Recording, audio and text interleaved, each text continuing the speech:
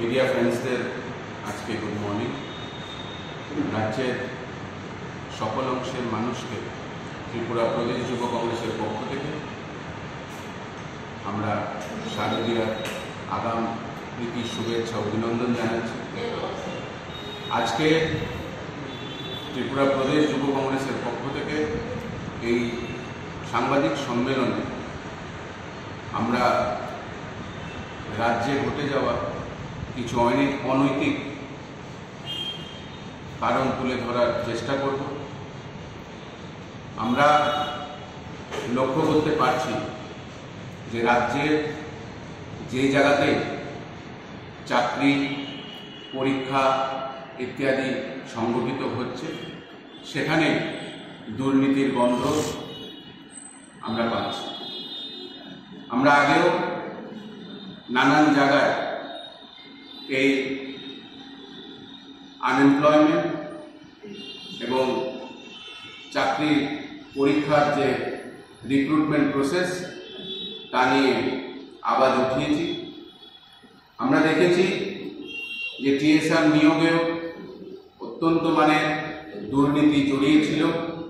টিএসআরের ছেলেমেয়েরা আরটিআই করে সেই দুর্নীতির পর্দাফাশ করেছিল, কিন্তু সরকার, এই ভারতীয় জনতা পার্টির সরকার তার প্রশাসনের শক্তি দিয়ে সেই আওয়াজকে দাবিয়ে দেওয়ার চেষ্টা করেছে। আমরা দেখেছি কোঅপারেটিভ ব্যাংকের পরীক্ষায়, যেখানে তাদের অ্যাডভার্টাইজমেন্টে লেখা ছিল যে পরীক্ষাটা ত্রিপুরার মধ্যেই হবে, তারা হঠাৎ করে একটা বিজ্ঞপ্তি দিয়ে সেই পরীক্ষাটা বহির্রাজ্যে নিয়ে চলে গেল। তখনও ত্রিপুরা প্রদেশ যুব কংগ্রেস তার তীব্র নিন্দা জানিয়েছিল, প্রতিবাদ জানিয়েছিল এবং শেষ পর্যন্ত ছাত্রছাত্রীদের জন্য 2টি ট্রেনের ব্যবস্থা করে দেওয়ার তারা চেষ্টা করেছিল এবং আমাদের এই প্রতিবাদের পরে সরকার বাধ্য হয়েছিল এবং ব্যাংক কর্তৃপক্ষ বাধ্য হয়েছিল ছাত্রছাত্রীদের জন্য 2টো ট্রেন দেওয়ার জন্য। এবং আমরা দেখেছি এই বহির্রাজ্যে পরীক্ষার জন্য একটি প্রাণ হয়েছিল এবং আমরা যখন প্রতিবাদ করেছিলাম, কোঅপারেটিভ ব্যাংকের চেয়ারম্যান আমাদেরকে বলেছিল যে এটা ওদের হাতে না, একটা থার্ড পার্টি আইবিপিএস সে পরীক্ষা নেয়। কিন্তু আশ্চর্যভাবে তার রেজাল্ট আইবিপিএস পাবলিশ করেননি, তার রেজাল্ট পাবলিশ করেছে ব্যাংক কর্তৃপক্ষ নিজে। আমরা দেখেছি রাজ্যের জেআরবিটি গ্রুপ ডিতেও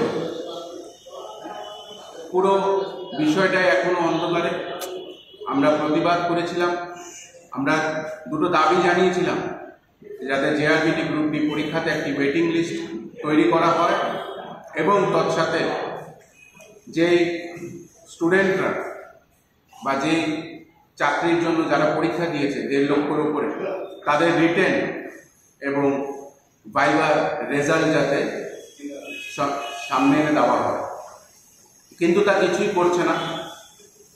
এখন যেটা সবচেয়ে গুরুত্বপূর্ণ বিষয়, যেটা নিয়ে আজকে আমরা এই সাংবাদিক সম্মেলন দেখেছি, তা হয়েছে রাজ্যে আর্মির প্যারামিলিটারি ফোর্সের এসএসসি জিডি ফিজিক্যাল ট্রেনিং এবং পরীক্ষা হচ্ছে আসাম রাইফেল মাঠে। আমরা ইতিমধ্যে খবর পেয়েছি যে SSC GD paramilitary force under স্কিমে প্রত্যেকটি নর্থ ইস্ট স্টেটে আলাদা আলাদাভাবে কোটা দেওয়া হয়েছে এবং 2 দিন আগে অর্থাৎ 24শে সেপ্টেম্বর যখন এই পরীক্ষা ফিজিক্যাল টেস্ট দিতে রাজ্যের ছেলেমেয়েরা সেখানে যায়,